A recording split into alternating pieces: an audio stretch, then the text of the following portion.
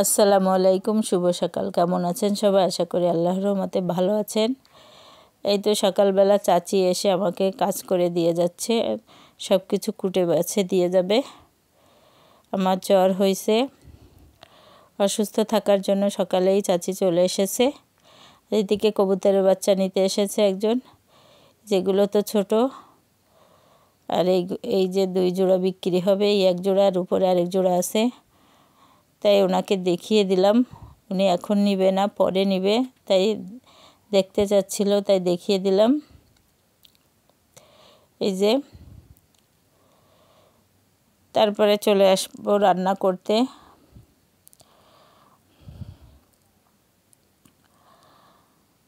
এখানে সব কিছু কুটে দিয়ে গেছে চাচি, আর এই যে পরিষ্কার করে দিয়ে গেছে পেঁয়াজ। এগুলো আমি ধুয়ে পানি ঝরায়ে তারপরে ফ্রিজে রেখে দেব। এখানে পানি গরম করে নিয়েছি, পানি গরম করে আমি কচুরলতিটা ধুয়ে নিয়েছি। আর এখানে আমি কচুরলতিটা তুলে দিচ্ছি। আর আপনাদের কাছে আমার একটা রিকোয়েস্ট, আপনারা যারা আমার ভিডিওটা দেখা শুরু করেছেন, অবশ্যই একটা লাইক দিয়ে ভিডিওটা দেখা শুরু করেন। আপনার একটা লাইক আমাকে অনেক দূর এগিয়ে নিয়ে যেতে সাহায্য করবে। আর যদি বেশি ভালো লাগে তবে অবশ্যই সাবস্ক্রাইব করে দিয়েন। তারপরে এই তো কচুরলতি রান্না তুলে দিয়েছি। আমার শরীরটা এত অসুস্থ যে আমি ভয়েস দিতে অনেক কষ্ট হচ্ছে। যদি কোনো ভুল ত্রুটি হয়ে থাকে অবশ্যই ক্ষমা সুন্দর দৃষ্টিতে দেখবেন। আর এখানে আমি কচুরলতি চিংড়ি মাছের শাঁস দিয়ে রান্না করব। সব রকমের মশলা দিয়েছি, ঝাল, পেঁয়াজ, জিরা, রসুন দিয়ে তারপরে কচুরলতিটা দিয়ে নেড়ে চেড়ে ঢেকে দিয়েছিলাম। এই যে একটু কষিয়ে নিলাম, একটু কষিয়ে নিচ্ছি। আর এ পাশে আমি প্রেসার কুকারে ভাত তুলে দিয়েছি।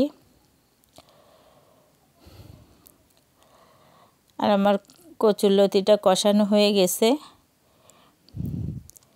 এখন এখানে গরম পানি দিয়ে দেব। আমি কিন্তু গরম পানি দিয়ে কচুরলতিটা ধুয়েছি। আর এখানে ঝোলটাও গরম পানি দিয়ে দিচ্ছি, কারণ এখন ঠান্ডার সময় ট্যাপের পানি অনেকটাই ঠান্ডা, তাই পানিটা গরম করে নিলে ভালো হবে। এই যে আমার কচুরলতিটা হয়ে গেছে।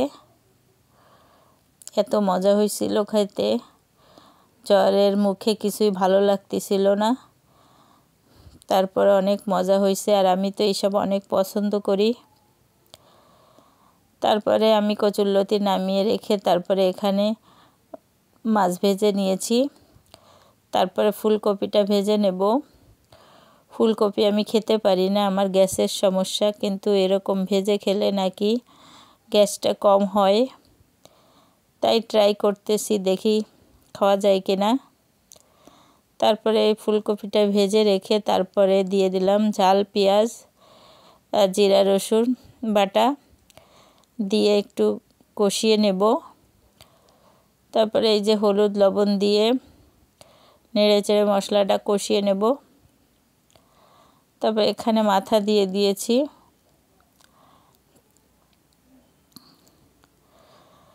মাথাটাকে নেড়ে চেড়ে তারপরে দিয়ে দেব ফুলকপি।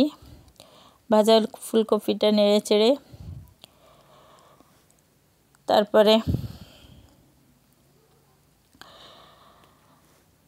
এখানে একটু পানি দিয়ে দিলাম। এখানের এই পানিটাও গরম করে নিয়েছি।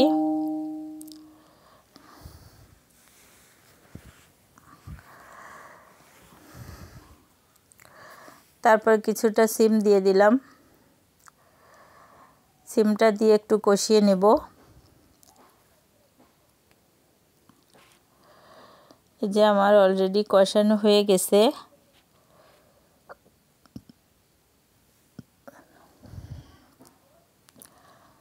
এই যে আমি আরেকটা চুলায় গরম পানি দিয়েছিলাম, সেখান থেকে গরম পানি দিয়ে দিচ্ছি।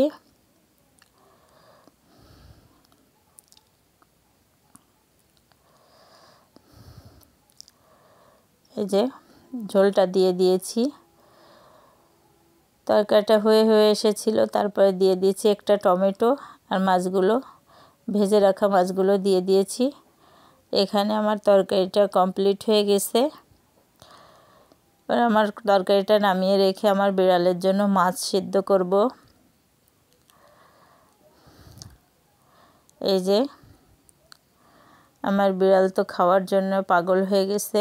এটা সন্ধ্যার সময়। এই যে আমি এতই অসুস্থ যে আমি বিছনা থেকে নামতে পারতেছি না। আপনাদের ভাইয়া মেখে দিয়েছে।